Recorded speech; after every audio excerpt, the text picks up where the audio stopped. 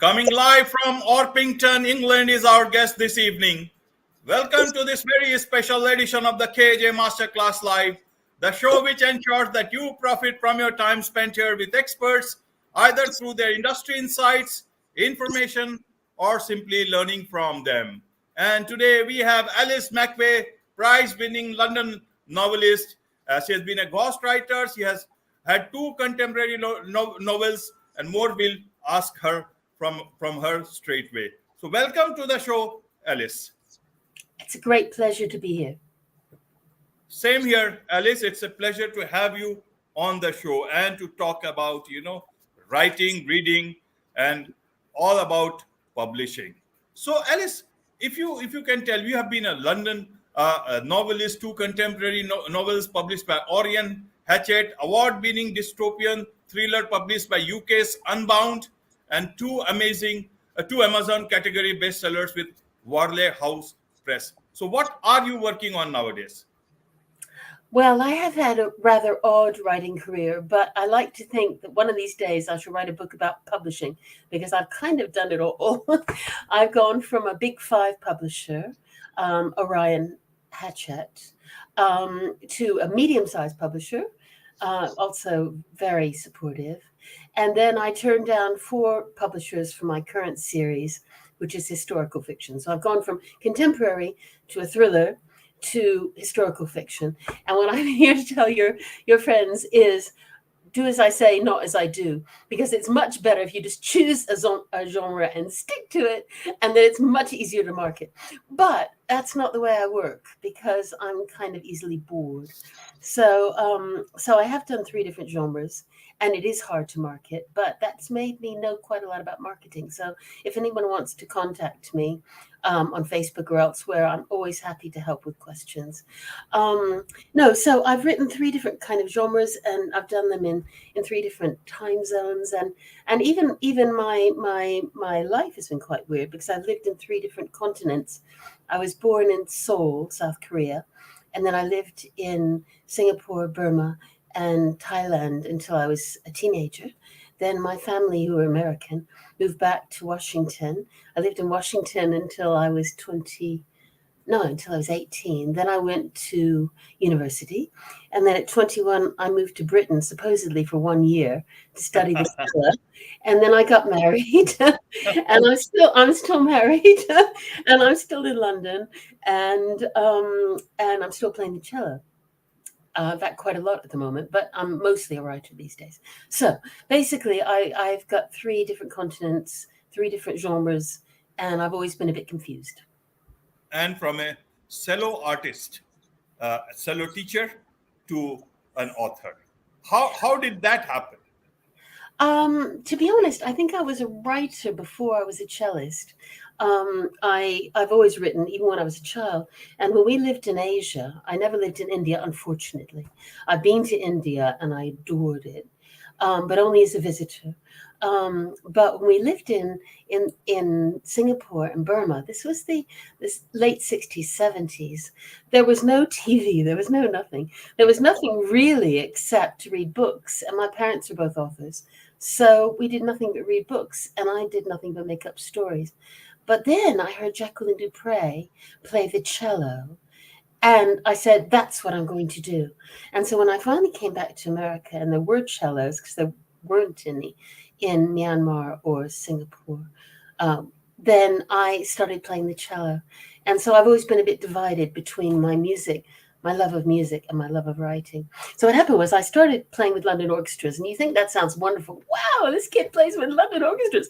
But I'm here to tell you that unless you're pretty high up in a London orchestra, you're told what to do by the conductor. The conductor says, you will play it this way, and you play it that way.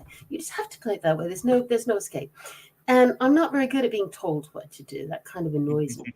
So what happened was I thought, well, I was a pretty good writer. I wrote a pretty good novel when I was in university. So I sent it off to a couple of agents. And the third agent, I sent them one by one, accepted me. And then I got this amazing contract with Hatchett, which is one of the big 5 publishers. And I thought I died and gone to heaven. I didn't think that sort of thing happened. So in many ways, I think, I've kind of wasted my career time on the cello, but I still love the cello. Anyway, but then that all came unstuck because what happened then was I couldn't have a baby, and I wanted a baby even more than anything else. And we had years of IVF, and nobody could find out a reason. And while that happened, I had this contract with Orion Headset, and I failed to fulfill it. The first two books went really well, really well. The first one was number 35 in the bestsellers in all of the UK, and we sold the film rights. But the third one I didn't even finish. I was too upset. I couldn't have a baby. So they fired me. My star publisher fired me, and I was just in the depths of despair. But then the most amazing thing happened, which was after we'd been told it would never happen, we had our daughter, who is now 24. So that just lifted me, and I just thought, right, what am I going to do now? So I thought, I don't want to travel around the world with my cello anymore. And writing has come to kind of a dead end because I've been fired by my publisher, who were amazing. And so I went into ghostwriting, and that was very interesting. So with ghostwriting, what I did was I because of the contacts I'd made in publishing, I discovered that I was able to put my own voice, sublimate my own voice into the voice of a celebrity who was writing the memoir, wherever it was. And I made quite a lot of money doing that. So that was quite fun. But again, it was a little bit like being under a conductor. The conductor tells you what to do, and you do it. And the celebrity tells you what to do, and you do it. And I'm not very good at doing that. So what happened was I got fed up with it, and I decided I wasn't going to do it anymore. When my daughter went to university, and we didn't really need the money anymore, then I decided I'm going to go back and write for myself, and I have. Right. So this is a wonderful story of a Alice in the real world, and I like it. Thank you. Yes. So, Alice, it's nice to know those were different days when you had everything real. Even troubles were real, and and you could not run away from it. No. But there were books to help you, to give you that refuge, that solace, to be your friend when there was none. If in fact, if there were at all, there was no one. But then, if I understand, publishers are almost the same. You always have that difficulty, you can say, with publishers.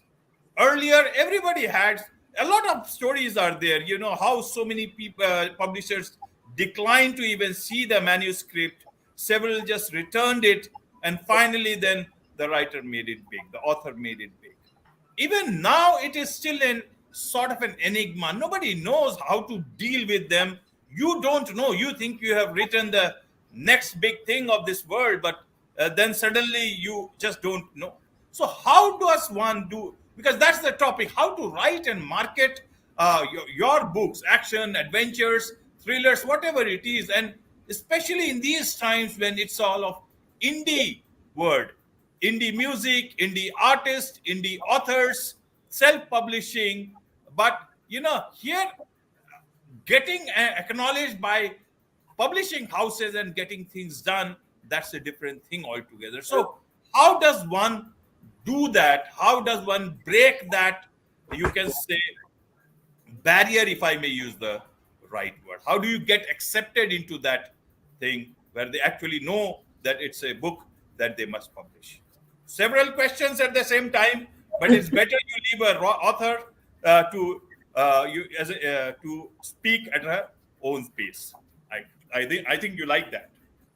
Yes, I do. I talk too much, in fact. But the point is, you've asked so many intelligent questions, and questions I do get asked a lot.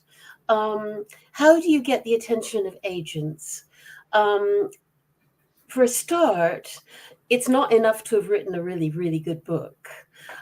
What you need these days is you need a really, really strong profile. And that probably means that you're really good on podcasts. It means you're really, really good at responding to people. It means you're a people person. It means that you reach out on social media. And these kind of things drive my friends crazy because I've got a lot of friends who are very introverted. Not like me, and they go, how can I build up a media profile? How can I get to do anything on TikTok? How can I get interest on Instagram? all of these things. My advice would be to specialize, because what people tend to do is they go, right, I've got to do Pinterest, I've got to do TikTok, I've got to do everything. You don't, you nobody can do everything. Instead, you need to choose what suits you, what suits your character, what suits your lifestyle, and stick to that and build from the base and be patient with it. And it will take a couple of years. But then when you approach an agent, you'll be able to say, look, I've done this really well on Instagram. I got X many people on, I've gone viral on TikTok, whatever it is. And then they say, right, this person isn't just waiting for us to do all the work. They're willing to put the work in. And this is the big difference, I think, between now and 15 years ago, is then you sort of handed it over to the publisher and said, market it. And now I've got a friend published with Penguin, and even he has to do a lot of marketing.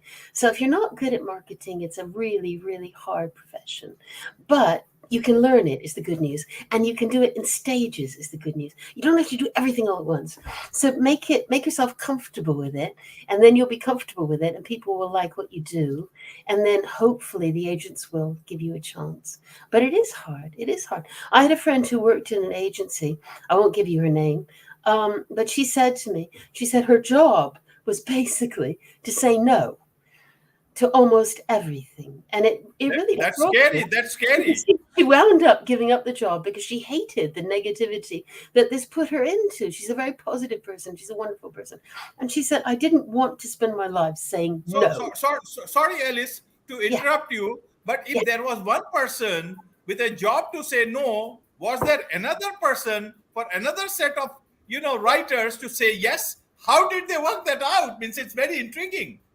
Okay, I can tell you that as well because of my friend, and because in fact several of friends of mine have worked in publishing, which is that if they're intrigued by the hook of the book, meaning the context of the book, and if they're not put off by the fact that the author is sort of reclusive and quiet and nervous and has gone out there and shown that they've got an idea of how to market, then it gets past the gatekeeper, who is the person in this job, to the agent. And then when that happens, that's when you get not just the thing saying, thank you so much for submitting, not for us, but you get the oh my God, I loved your book. I really loved your book. I loved your book, but I just can't take you on because of X, Y, and Z at the moment. Please, please don't give up. You know what I mean? And you get those kind of things. And that is very different. So in other words, the whole agent thing is an art. Approaching agents is an art. But it's good to know, to spot the signs and to realize that you haven't been rejected by the agent. You've probably been rejected by somebody the agent's hired so they don't go mad, to weed out the ones that are potentials. And it is really, really hard. Right, Alice. Now, in today's time, if you see, there are this concept of great resignation. A lot of people want to just live on their own terms. And then at the same time, there is this creator economy, in which podcast is also one of them. But then everybody says everybody is a creator. And especially these online platforms, including the serious ones, and also the social media ones, because they need that monster to keep on, active. And for that, you need content all the time.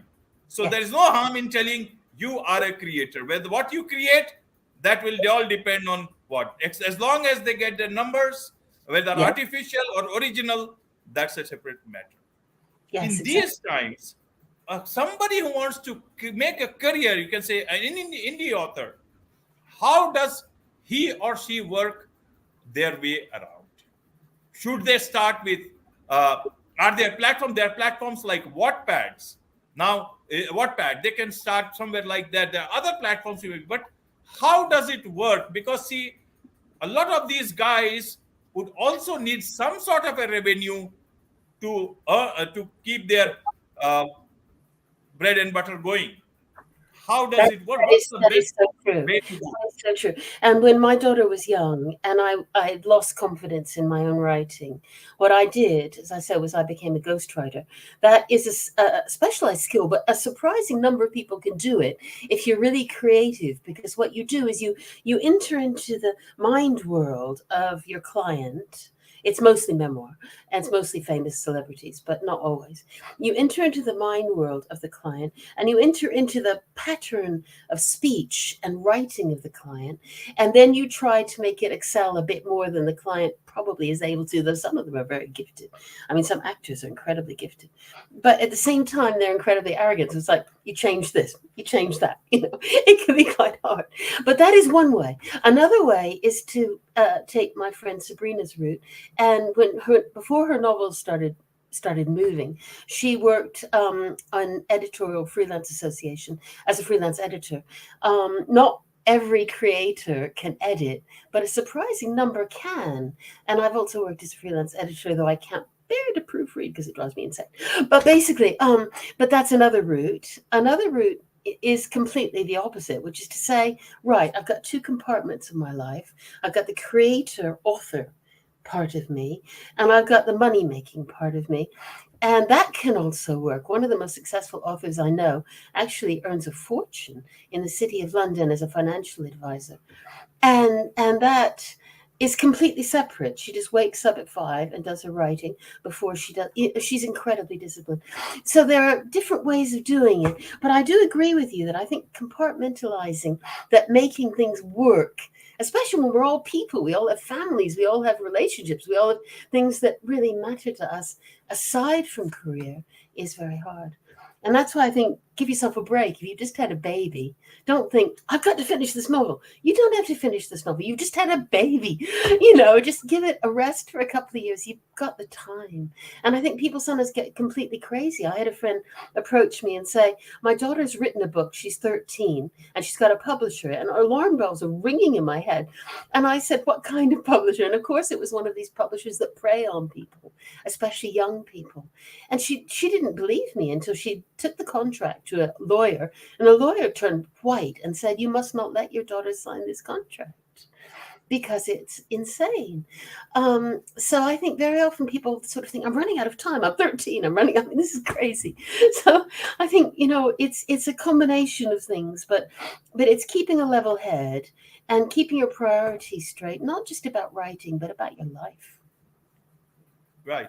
But Yeah. Alice, short stories, some, ghost writing for an article, for a smaller version or something, maybe even a biography, something, to flatter somebody or whatever they want to do, a coffee table book, whatever Yeah. it is, but a novel, a long form novel, that too. That's a different stuff It altogether. is good stuff. Even if you take, all the help from all the tools available in the world, you will still need to have that original creativity if you need to make something good out of that. How does one do that in today's time, especially if you look at it from a indie author's point of view? Well, the indie author is in some ways quite powerful these days, as long as they're not poverty stricken. You need some money to establish yourself. I have to be honest about that. If you So really don't are, become an indie author if there is poverty looming over your head. no, you can still do it, but it will be harder. It will be harder. You do need a certain amount of money in order to get yourself going, because the launch of a book is really important. You need to get all the promotion sites lined up so that on the day that your book is launched, then you come number one in some important categories. Otherwise, the book will there are just too many books launched every day. I think it's something like 1,000 launched every day, over the entire world, obviously. And so you've kind of got to have that determination, organization, and yes, a little bit of money. You can't be poverty stricken. And that's so sad. The only way poverty stricken people can make it, and I have known a few who have, is the traditional route where they bear all the costs. And that is hard. But yes, what you're saying is interesting. I agree that writing a novel is completely different. You have to be slightly mad to write a novel. And also, you have to be willing to give in to the madness. I think you have to be willing to say, right, it's hit me at 3 a.m. And yes, I have to play cello, at noon, but I'm just going to work all through the night and do it. You just got to have that kind of mad streak. But you don't have to write a novel. In fact, nonfiction is much easier to succeed in and much easier to market. If you've got a really strong idea, business idea, for example. I got rung up by a friend and he said, I've got a strong business idea. Will you edit it for me? And I was no longer editing. I no longer edit at the moment. But I was so enthralled by his idea. I said, yes, I will, because it sounds so interesting. And that book is done really well. So yes, people sort of think the novel's more glamorous, but do you, unless you feel that drive, that inner drive, almost as if you couldn't not write it, that's when you've got to write the novel. And too many people churn out novels because they've heard, and this is true, the more novels you've got, the more books you've got, the easier you are to market, because you can make one of them free on Amazon, and that entices readers to buy all the rest. And so then you wind up making very much more money. So that's a really good tip. But at the same time, everybody knows this tip. So what they do is they churn out books that aren't really all that exciting. And then they wonder why it doesn't, I would rather write fewer books that I was burning to write myself. Right. So, Alice, answer this question for me. Let me understand this for the audience, especially, budding writers who want to write something substantial. You have been to 44 countries. You have lived in 7. Am I right? Yes. I'm honored. Yes.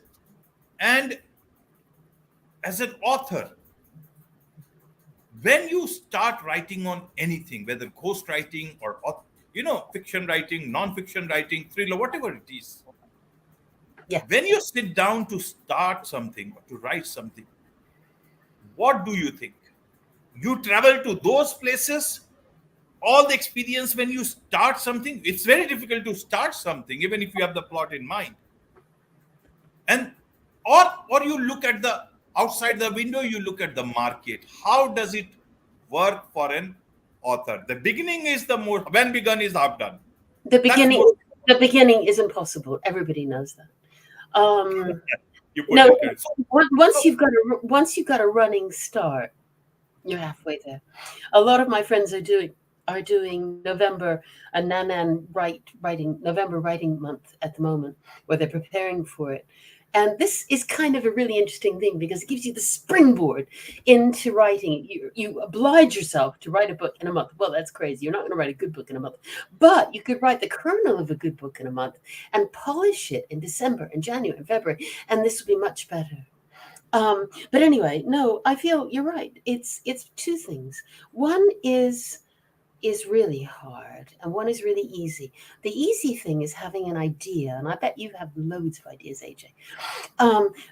Having an idea is the easy part if you're a creative, thinking, open person with lots of interests.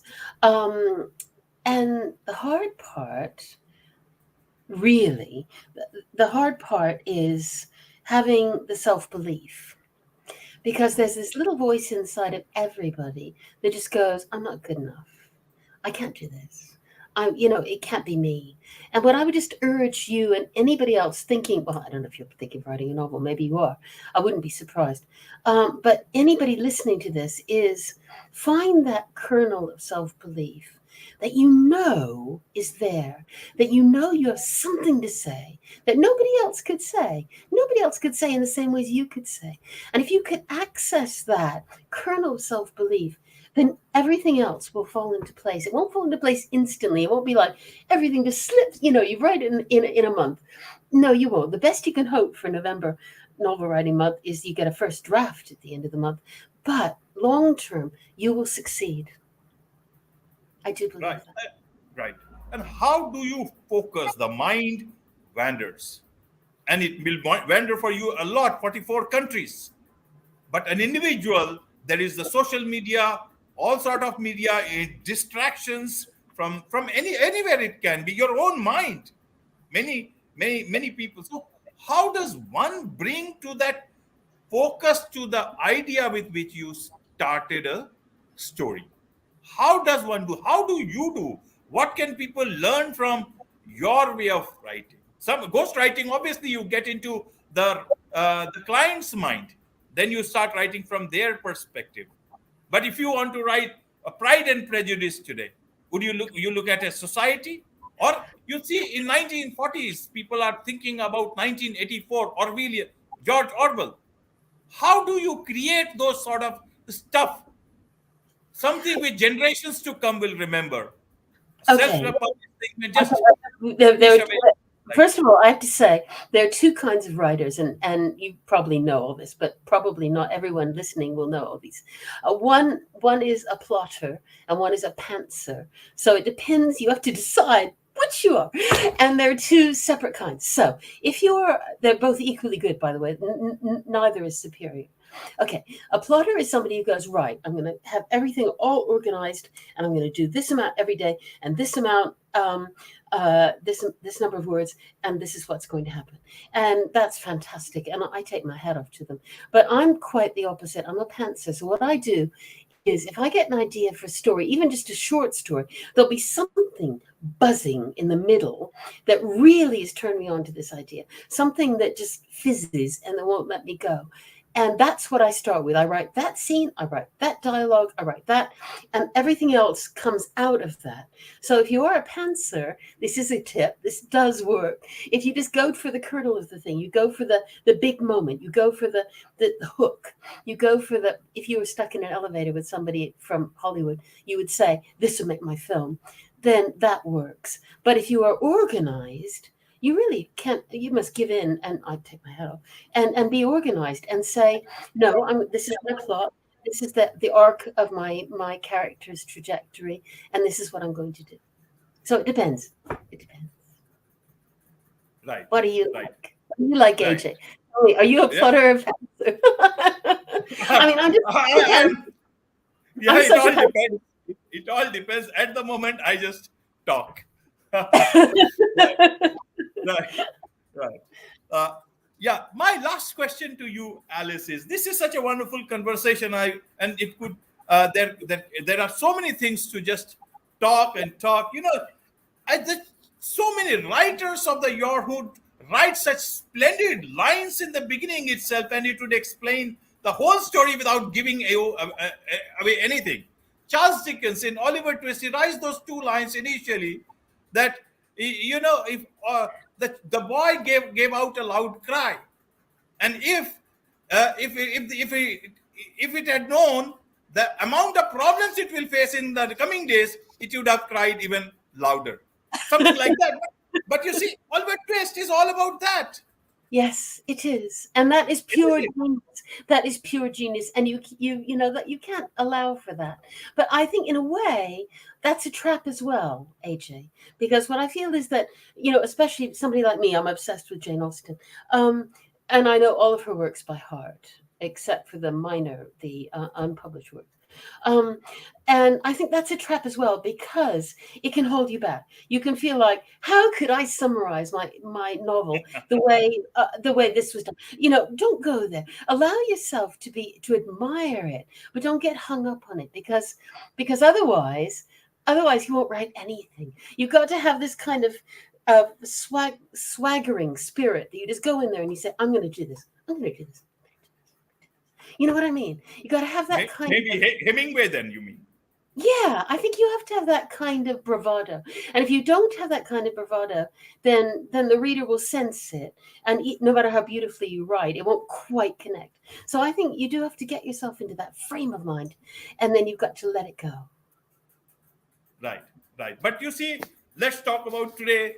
They say that get rid of the writer's block by using artificial intelligence. So they have got this I've heard popularity. about this. Yes. Yes. What do you say? Is writer's block okay, or you break the writer's block with an artificial intelligence tool? How do you see this part as an author? I think artificial intelligence is scary and wonderful. I've signed up for this thing. I can't remember the name of it now. I haven't really got into it. I only signed up last week. But it helps you to design Instagram hooks that helps people to zero in on your content. And I'm just going, wow. Whether it can actually it will never be Dickens. But what I feel that it is a tool, and I feel it's a tool that we should use. I don't think we should resist anything. I think that we should ride on the wave and just see what works for us. And as I was saying about the social media, if Facebook ads don't work for you, if Instagram doesn't answer, try TikTok, try Pinterest. Life is short. Something's going to work. You're going to find your readers somewhere. If you really are a writer. And I don't think that anyone who isn't a writer would have listened to us for so long. So anyway, I feel all of these things, but I still come down to the feeling that you have to be willing to let go. And this is a really hard thing for people to do, because in our society, we've sort of been taught, well, especially in Britain, but us also America, we've sort of been taught to hold ourselves in. And I think you've really got to be willing to just say, this is what I have to say. This is what I believe in, and put it out there. And if you have that kind of courage, I think it really does work. Right, Alice. So let's leave it at that, as the way that world is, and let's see how it all develops. But as I said, whatever tools may come in, but at the end, it will be a writer behind who has to actually, or author behind it, and actually think and rethink and think and look at it from a heart's perspective. Yes, and feel. So even if machines get as many feelings as you can want to put it, at the end, it will need a human heart. That's what I understand. AJ, you are just one of my people. That is so lovely. Yeah. So how do people get hold of your books that you have written? How do they connect with you, Alice? I have a website, which is www.alicemcveigh.com. My historical fiction, which is Jane Austen-like, is all on Amazon at the moment. My thriller is everywhere. And my first novel, which was written for Orion, is now only available on my website. It's out of print. So I've done a second edition, which is actually more interesting than the first edition. And you can only buy that from my website. So those three. Right, Alice. Right. And you know what? Whatever the world changes, you still yearn for those words, that miles to go before I sleep. And those famous words, here he lies where he longed to be.